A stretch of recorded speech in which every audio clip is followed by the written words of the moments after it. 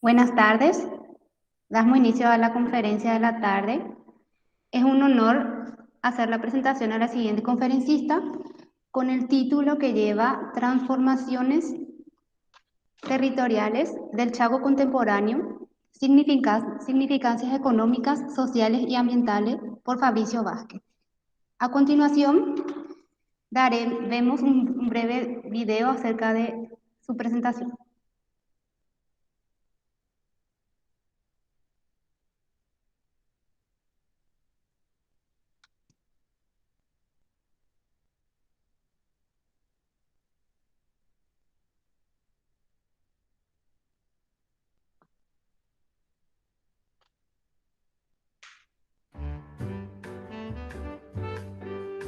Damos inicio a la segunda conferencia, Transformaciones territoriales del Chaco contemporáneo, significancias económicas, sociales y ambientales.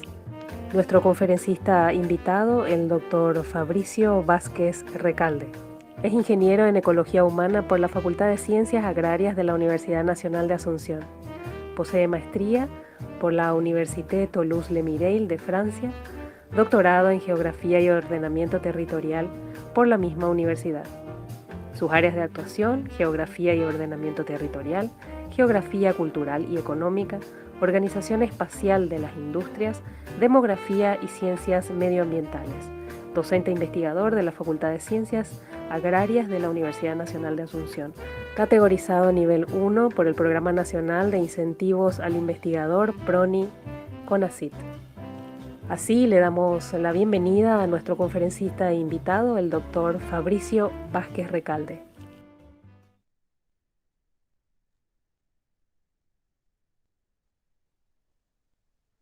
Ahora le cedemos la palabra al doctor Fabricio Vázquez, que nos hará su presentación de hoy, de esta tarde. Muy buenas tardes a todos y a todas. Realmente el honor es mío en participar en estas jornadas de botánica, que cuando me invitaron dije, ¿qué quiere esta gente que les diga un geógrafo? Y yo me imaginaba siempre, como son nuestros encuentros de geógrafos, que si bien es diverso, siempre se queda dentro del marco de la geografía. Así que me pareció una operación de apertura a otras disciplinas y al enriquecimiento de otras reflexiones para combatir la endogamia que hay entre las disciplinas también. Así que bueno, con mucha alegría quiero presentarles esta presentación que va a girar sobre una mirada geográfica y económica sobre el Chaco paraguayo. No va a hacer énfasis en los aspectos, o sea, no va a hacer mucho énfasis en los aspectos ambientales. Para eso yo creo que ustedes saben muchísimo más que yo, y bueno, y la presentación de Pepe Cartes creo que también ya adelantó y mostró las principales complejidades y las características ambientales del Chaco. Bueno, yo rápidamente, si me permiten, voy a hacer una presentación que ahora no estoy encontrando por favor, me esperan un minutito para ver si puedo identificar. No me sale. Ahora sí. Tengo una presentación que ustedes la pueden ver rápidamente. Entonces, atendiendo el escaso tiempo que tenemos, vamos rápidamente a ubicar el Chaco paraguayo dentro del gran Chaco sudamericano. Y primero vamos a entender que el Chaco, junto a la zona del Amazonas y a la Patagonia, constituye uno de los tres espacios principales del interior del continente, es decir, aquellos espacios que se integraron tardíamente a las dinámicas litorales, entendiendo como el océano Atlántico y el océano Pacífico, pero principalmente el océano Atlántico. La Patagonia hace referencia a Argentina, el Amazonas a Brasil, y el Chaco, para nuestra acepción, hace referencia a Paraguay, y han sido espacios secundarios. Entonces, el Chaco o el Gran Chaco ha sido un espacio hiperperiférico, con regiones marginales de reciente integración a los estados respectivos. E incluso podemos observar que el nivel de integración a las economías nacionales del Chaco paraguayo y del Chaco boliviano son significativamente menores a otras regiones de estos países. Y también asumir que, o reconocer que en el caso del Chaco paraguayo ha aparecido siempre un espacio repulsivo, peligroso, salvaje, sin recursos naturales, explotables. Les cuento que cuando yo, en las clases de educación física, cuando yo estaba en la primaria, el profesor de educación física, entre bromas y de veras, nos decía que los que nos daban las vueltas alrededor de la cancha podrían ser enviados al Chaco. Esa noción del Chaco como castigo, recuerden, la gerencia, a los militares iban a la gerencia, Peñahermosa, la cárcel militar, estaba en el Chaco. Entonces, el Chaco es espacio de refugio y de castigo, sobre todo. A los militares que se portaban mal durante la época de Stroessner también eran enviados al Chaco. Nuestra especie de Siberia, podríamos preguntarnos, y la respuesta puede ser afirmativa. También, ni la guerra del Chaco, este conflicto que involucró a Bolivia, Paraguay y también a Argentina por los intereses, fue un hito, fue un punto alto en la apropiación y el conocimiento de las características del Chaco, pero después de la guerra bajó la fiebre y ninguno de los actores se dedicó de forma sistemática a vincular este espacio repulsivo a sus respectivas sociedades. También ustedes saben perfectamente las múltiples subdivisiones y análisis, los ecosistemas. Podemos decir que el Chaco es un ecosistema o son 3 ecosistemas, involucra a 3 países. Algunas categorías incluso dicen que hay un Chaco, una lengua del Chaco que entra en el Mato Grosso, do Sul, en Brasil, por lo tanto serían 4 países. Y hay hay múltiples cantidades de culturas, indígenas, inmigrantes, mestizos. Todavía hay migración interna y migración internacional en el caso del Chaco paraguayo.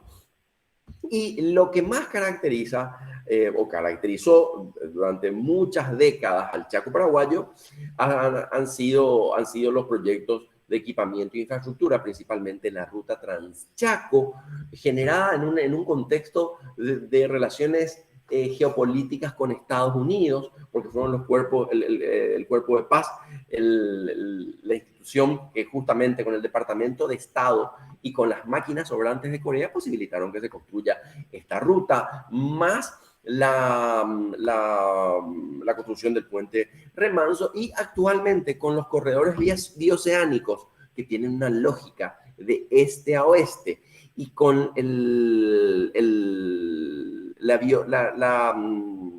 la hidrovía, que tiene una lógica norte-sur, podemos decir que el Chaco paraguayo está en el corazón de esta suerte de cruz o intersecciones entre mecanismos, entre vías de comunicación y plataformas logísticas. ¿Qué tenemos en el Chaco actualmente? Tenemos un espacio muy dinámico en términos económicos, muy diverso, extrañamente atractivo con respecto a lo que les decía antes, que este Chaco era repulsivo, era peligroso, era visto como desprovisto de interés. Ahora genera atractividad y genera múltiples desafíos.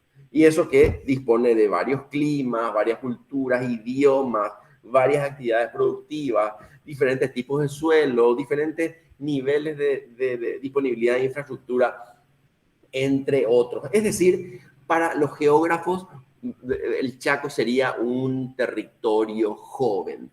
¿Qué quiere decir esto? Que ha sido modificado, hago la salvedad que para los geógrafos o para algunas escuelas o líneas de pensamiento de geografía, el espacio es anterior al territorio. El espacio sería casi siempre natural y el territorio es un espacio transformado por los seres humanos para que estos cumplan con sus objetivos, generar alimentos, vivir, etc.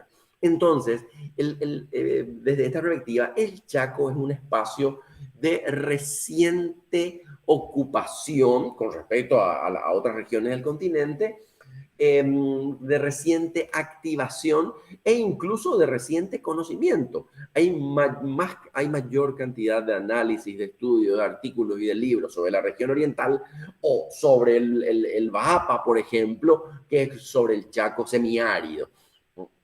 Entonces, el resultado también acá vemos una suerte de que el Chaco hasta académicamente ha sido bastante periférico, no ha sido el eje central. Entonces, también es importante entender las visiones y las representaciones que tenemos del Chaco. Las primeras son positivas. El Chaco nos remite, al menos a los paraguayos, a una guerra ganada, a un espacio heroico. Imagínense toda la nomenclatura vinculada al Chaco que tenemos. El Estadio Defensores del Chaco, la Avenida Aviadores del Chaco, la Avenida Choferes del Chaco, le siguen Médicos del Chaco, hay zapadores del Chaco, enfermeras del Chaco. Es una guerra. El Chaco nos sirvió para ganar una guerra simbólica, pero era casi la única vinculación positiva. Y el Rally del Chaco también, que era la apropiación efímera y simbólica también de una élite azucena, desde la década del 70.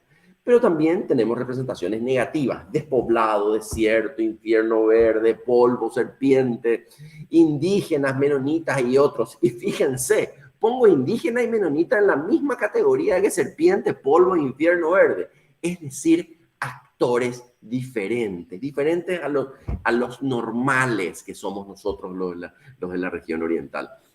En resumen, todo lo que es raro y ajeno a la región oriental está en el Chaco, y hay una construcción por oposición a la región oriental. Entonces, observando todo esto, luego de 35 años, entiendo la mentalidad de mi profesor, Alberto Echagüe, un conocido entrenador de básquetbol, que nos decía, que nos amenazaba con mandarnos al Chaco a aquellos estudiantes escolares de primaria que no completásemos las vueltas a la cancha.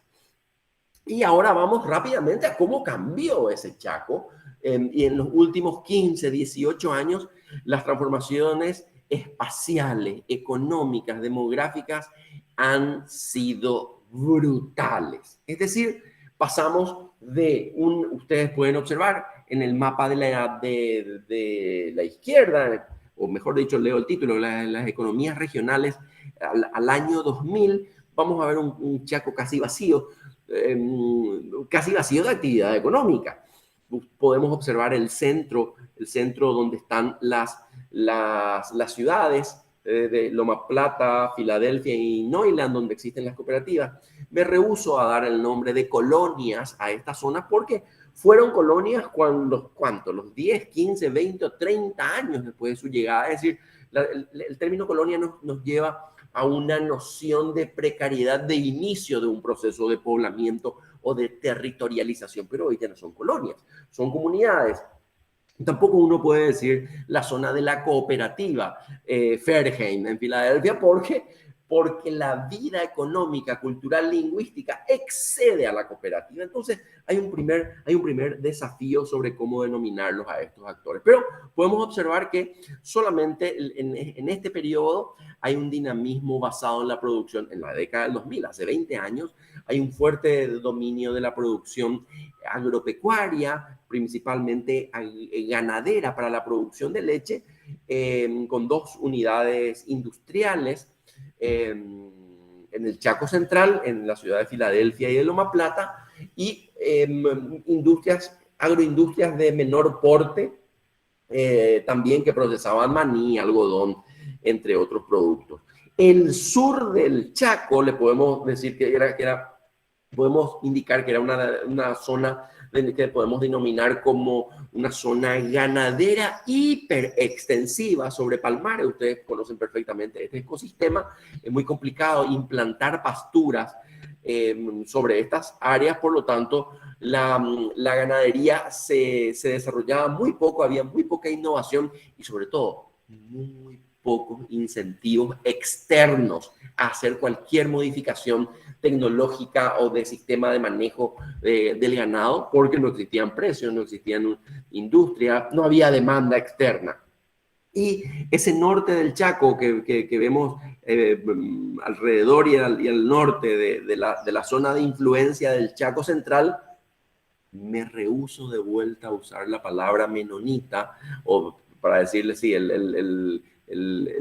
vecinas a las colonias menonitas. Ya dije que ya no son colonias y menos aún son menonitas.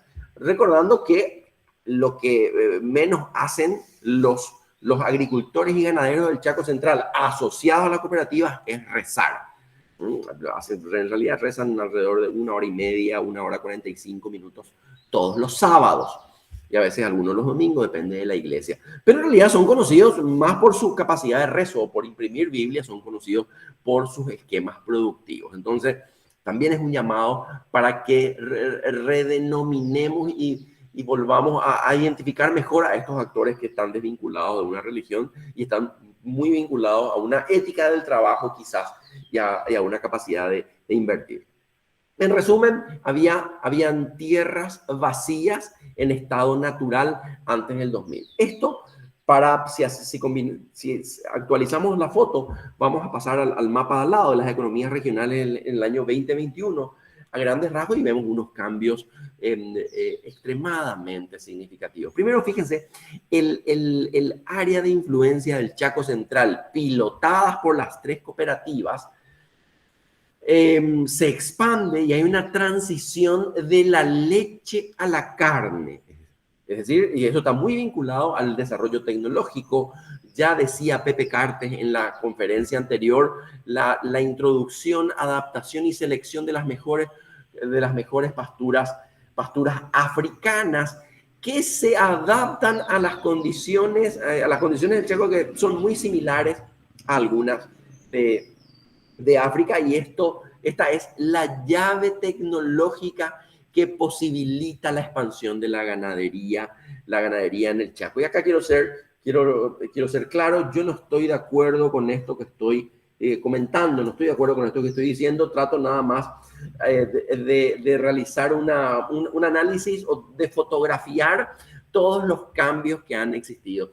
Y el despegue, la expansión de la ganadería para carne ha sido espectacular. A ver, no porque haya sido espectacular, ha sido espectacular porque se realizó en un lugar hiperperiférico, donde anteriormente existían muy pocas dinámicas, y esta expansión, esta transición de las cooperativas del Chaco Central de producir exclusivamente leche a producir carne exige un cambio de escala territorial. 40 vacas pueden pastar en 3 hectáreas para los sistemas lácteos, porque hay que estar cerca de la energía eléctrica, hay que estar cerca de las industrias. La producción de carne permite alejarse de estos centros urbanos, y es así que, además, gracias a la caída de los precios, o a los precios tan bajos de la tierra, estos sistemas pudieron expandirse. Ustedes verán una mancha amarilla en el mapa del 2021. Ese mapa representa la llegada de ganaderos brasileños en el 2003, cuando Lula da Silva, el presidente Lula, llega a Brasil, y la élite de la ganadería brasileña tiene miedo que se estaticen sus propiedades. Entonces, de modo a securitizar sus inversiones, empiezan a comprar tierra en el Chaco paraguayo, que en ese entonces estaba entre 9 a 15 dólares por hectárea. Recordemos que en este caso que la tierra no vale por lo que vale, es decir, la tierra en este caso no era barata porque no servía para ninguna actividad agropecuaria, sino que esta tierra valía poco porque estaba estaba muy, muy lejos de infraestructura. Y vemos que la expansión de la ganadería se dio principalmente en esta zona amarilla, en la zona del departamento de Alto Paraguay, y este impulso generó incluso en estas zonas en las zonas del departamento de Presidente Ayer, donde había ya una ganadería hiper extensiva, ha posibilitado este nuevo impulso de la producción de carne, ha generado incluso una modernización de estos actores. Entonces, Esta diapositiva refleja en términos espaciales la expansión y el acelerado consumo del espacio virgen para convertirlo a espacio productivo. Entonces, hoy la economía del Chaco paraguayo tiene una ganadería consolidada, pero igualmente en expansión lenta y sostenida. Estas transformaciones generaron un gran dinamismo urbano, se fortalecieron las ciudades, principalmente Filadelfia y Loma Plata, con mucha atracción de personas que trabajan y de indígenas incluso que se asentaron en esta zona. De vuelta, la disponibilidad de espacio dormido o de espacio disponible o de espacio en reserva, entre comillas, fue clave, espacio en reserva y con precios muy bajos, hizo posible que se expanda la agricultura y actualmente la ganadería también. Durante todo este esquema, la población indígena ganó visibilidad y las infraestructuras sociales acompañaron, como el acueducto, los corredores bioceánicos, están acompañando a humanizar ese espacio y volverlo en territorio, como había dicho antes, ¿verdad? Pero todavía la ganadería es semi-intensiva en el centro y el noreste y la agricultura aparece en el centro. Hay un potencial de expansión de la ganadería y sobre todo de la agricultura si se administran algunos riesgos. Insisto, hablo pura y específicamente con criterios económicos y para entender la serie de incentivos que tienen los actores para ir avanzando sobre el espacio. Es decir, podemos observar que hay una desperiferización fuerte, pero esta desperiferización es casi totalmente ganadera y es un problema económico, sin hablar de los aspectos ambientales o sociales que puedan existir. En términos económicos es un riesgo la concentración casi excesiva de la economía sobre la actividad ganadera, ¿verdad? Entonces, ya hablamos de las principales modificaciones, la económica. En la economía es interesante esto.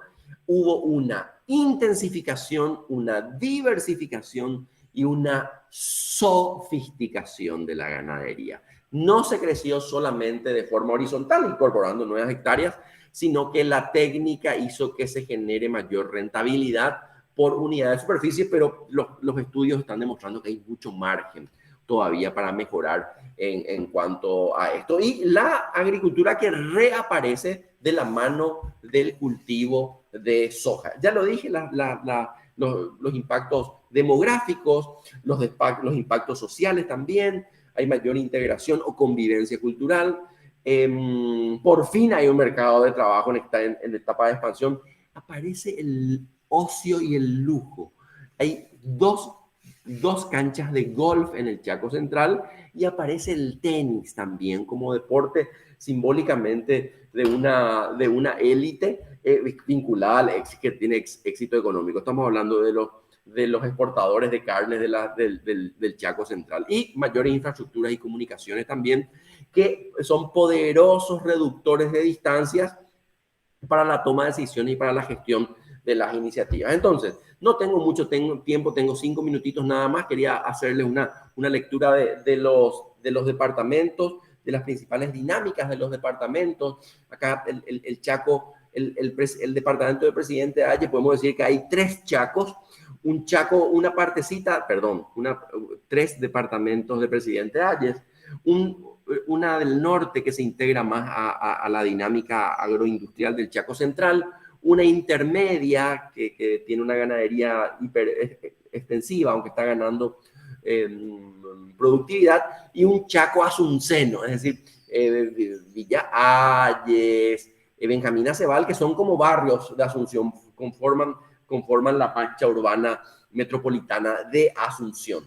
El departamento de Boquerón tiene un rol mucho más dinámico, está muy vinculado con Agua Dulce en el departamento de Alto Paraguay y vive un espacio, es el centro neurálgico del Chaco, porque desde ahí se genera conocimiento, se genera tecnología y están los actores que posibilitan, no solamente estoy hablando de los agricultores y los ganaderos, de las 3 cooperativas del Chaco Central, quienes no solamente generan fuerzas para su propia expansión, sino proveen servicios y logística a otros actores que no son de esa comunidad, pero que requieren ese tipo de servicios. Es decir, es el centro verdadero con algunas zonas de muy débil integración por las grandes distancias y por la inexistencia de vías de comunicación de todo tiempo. Y el Alto Paraguay, que es la zona de mayor transformación económica, es el departamento donde la población ganadera creció muchísimo, donde mayor hubo expansión ganadera. Y fíjense, cuando yo digo expansión ganadera, estoy diciendo con las mismas palabras, no, con otras palabras, pero desde otra disciplina, lo que decía Pepe Cartes hoy, que era deforestación o cambio de uso de suelo, desde el aspecto de la geografía, donde estudiamos cómo se transforma el territorio. Después podemos analizar qué está bien o qué está mal en función a qué parámetros, pero primero saquemos la foto, entendamos qué está cambiando, y lo que está cambiando han sido los incentivos regionales y mundiales con respecto al consumo de carne, que le genera una mayor demanda a Paraguay. Ustedes van a tener esta presentación, pueden ver las particularidades de este mapa para observar algunos elementos. Pero ya, y para ir terminando, no solamente el Chaco cambió en este momento, todo el Paraguay cambió. Este mapa, que no voy a poder entrar a analizarlo a profundidad, presenta las diferentes regiones económicas, más allá de la división departamental, que viene a ser un mapa antiguo, un mapa político-administrativo, pero que no representa ya casi en absoluto cómo funciona cotidianamente el territorio, con la lógica de sus actores. Entonces, también no podemos olvidar el Chaco del mañana, es decir, con infraestructuras, con nueva conectividad, con nuevos sistemas agrícolas. Y cuando estoy hablando de agricultura, sabrán ustedes que hay ensayos sobre producción de dátiles en el Chaco Central, de cítricos, de tomates, de maíz. Y en ganadería estamos hablando de sistemas productivos con ovejas. Hay agroindustrias. ¿Será suficiente la producción de soja para que se instalen aceiteras en el Chaco? ¿En qué parte del Chaco? No lo sabemos, pero el incremento de producción nos lleva hacia estas hipótesis. También tenemos presiones ambientales por agotamiento de otras zonas. Es decir, voy a hablar después de esto, ya no va a haber tiempo, pero para otro momento podemos ver que es tan periférico el Chaco y el Gran Chaco sudamericano, que empezó a ser atractivo e interesante una vez que se agotaron las problemáticas o los desafíos en los ecosistemas de primer orden, como el Amazonas, por ejemplo. Y, o sea, hubo un interés creciente cuando se agotó ese modelo. ¿Tendremos reivindicaciones indígenas a partir de toda esta ola de transformaciones económicas e de infraestructura? Posiblemente. Lo que es seguro es que el crecimiento urbano va a ser más fuerte, principalmente en Filadelfia, en Loma Plata. Y en Nueva Asunción, es decir, al otro lado de este puente, del nuevo puente que se está construyendo acá de Asunción, habría que ver, pero parece que no tendrá tanto efecto. Entonces, ya no tengo mucho tiempo, quiero pasar esto.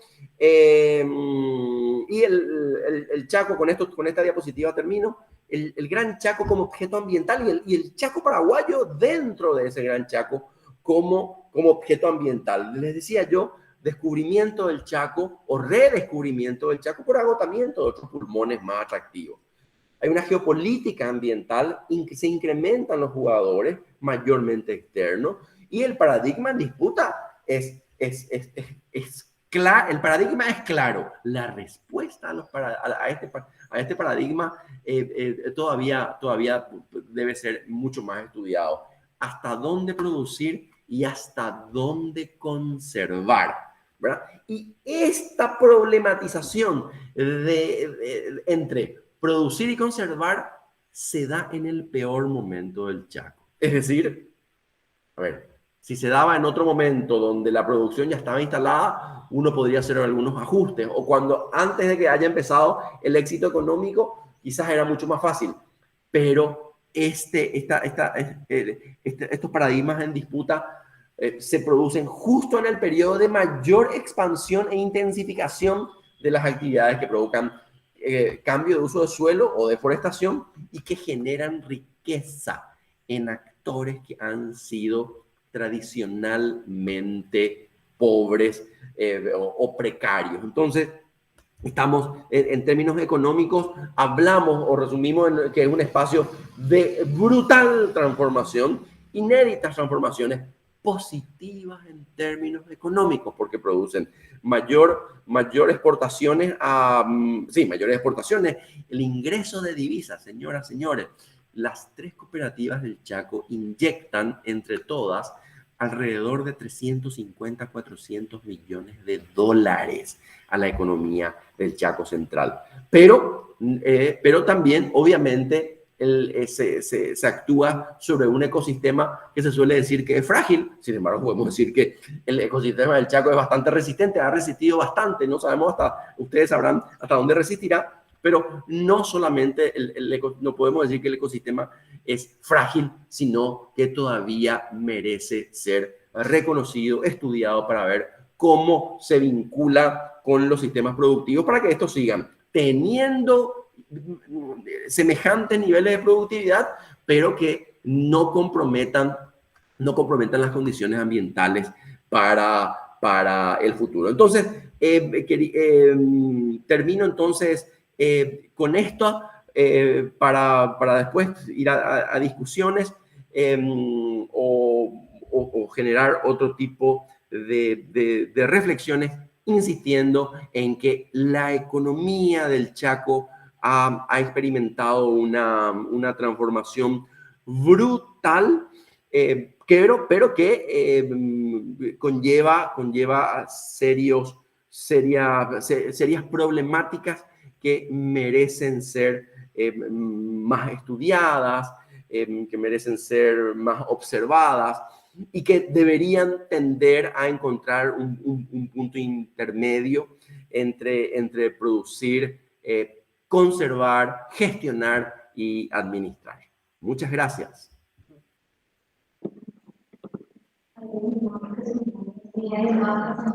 Excelente presentación del doctor Fabricio. Si no hay algunas preguntas o dudas acerca de la conferencia del doctor. La doctora Fátima Mereles alzó la mano. Sí, buenas tardes a todos. Buenas tardes, Fabricio. Felicitarte por tu charla. Realmente nos hace poner a todos los pies en la tierra, Fabricio. Y contrariamente a lo que dijiste al principio, creo que son los tipos de charlas que tenemos que escuchar y departir con ustedes, porque hablaste de dos cosas importantes. Hablaste de los logros, ¿cierto? Y hablaste también del momento que les toca vivir y que nos toca vivir a todos, porque todo eso que se ingresa ahí a nivel país tiene su gran impacto, por supuesto, ¿verdad? Y nada, en realidad para mí está muy claro decirte que muy por el contrario, tenemos dos raíces, una raíz común, economía y ecología, y que eso nos tenemos que sentar en una mesa indefectiblemente para definir qué es lo que queremos y cómo queremos ver al Chaco de acá a 20 años y cuáles son otros potenciales que puedan generar riqueza también en términos de otro tipo de productos que sean de menor escala, que estén a otros niveles, y rescato otra vez la importancia de figuras como reservas de biosfera, que no son lo que dicen que son, ¿sí? Y es bueno que entren en la página web de la red de reservas de biosfera y aprovechar todo eso que nos da el territorio. Nada más, y yo lamento tener que salir volando para una reunión presencial. Lo lamento que todavía tengamos que tener reuniones presenciales obligatorias, todavía ahora con pandemia, Pero te felicito, Fabricio, realmente. Y bueno, nos tenemos que sentar, creo que actores de uno y otro lado, porque de ahí vamos a sacar la mayor riqueza para el territorio, sin ninguna duda. Muchas gracias, doctora. Y sí, como les decía, a veces cuando yo doy ponencia me dicen, bueno, este es el capitalista, este es el neoliberalismo. En realidad es sacar la foto, ¿verdad? Por eso decía que yo no estoy de acuerdo con lo que estoy diciendo muchas veces, pero son los datos. Y así como Pepe nos decía recién, que si la gestión la hacíamos en función al Yaguareté, necesitaríamos 1.800.000 hectáreas. También desde el aspecto económico podríamos justificar casi cualquier barrabasada diciendo que el PIB del Chaco crecería 40% si se vuelve todo pasturas, ¿verdad? Entonces, la dinámica y la problemática y los desafíos están ahí en encontrar otro sistema productivo. Incluso, ya lo decía en la presentación, es un riesgo económico depender, no digo de los incendios del año pasado, de una fiebre aftosa. Una fiebre aftosa mata la economía del Chaco, golpea la economía nacional de forma brutal. Por eso hay una necesidad de diversificar la producción para que esa biodiversidad económica le dé mayor sustento. Y como decía la doctora Mereles, hay múltiples oportunidades, pero el gran problema es que tenemos actores económicos lastimosamente que han tenido éxito. Los líderes del Chaco Central, de las cooperativas del Chaco Central, están muy mal acostumbrados a las grandes industrias. Un frigorífico, el frigorífico sale 30 millones de dólares cada uno, o 25. Están acostumbrados a una planta láctea que sale 14 millones de dólares. Entonces están acostumbrados a pensar tan en grande que se olvidan de los negocios chiquitos. Y hay demasiados negocios chiquitos que hacer en el Chaco, pero lastimosamente la poca visión que tienen, que se suele tener en el Chaco, o el excesivo énfasis que le damos a un producto salvador, nos hace olvidar toda esa biodiversidad productiva y económicamente rentable que subyace, que se está llenando de polvo nada más. Es cuestión de con un plumero sacudir un poco y varios sistemas productivos menos invasivos. A ver, no quiero quedar políticamente correcto. No pienso en sistemas productivos menos deforestadores. Pienso en sistemas productivos que requieran menos inversión que deforestar 1.500 hectáreas, poner alambrado, tener un camión, hacer tajamares y compra de animales, etcétera, etcétera. Es decir, creo que hay múltiples opciones para este Chaco. Muy bien, muchas gracias. Muchísimas gracias, doctor, por su excelente presentación acerca de las transformaciones de los ecosistemas en el Chaco. Si no hay nada de otra pregunta, estoy mirando, no hay nada de comentarios, solamente acá hay agradecimiento por su excelente exponencia y nadie nos levantó la mano. Entonces, damos por cerrado esta conferencia. Muchísimas gracias, doctor, por compartir esta tarde con nosotros y damos una pausa de 10 minutos para comenzar la siguiente exponencia, que sería sobre macrohongos y su utilización. Muchísimas gracias, doctor. Muchas gracias a usted. Hasta luego. Chao, chao. Hasta luego. Chao, chao.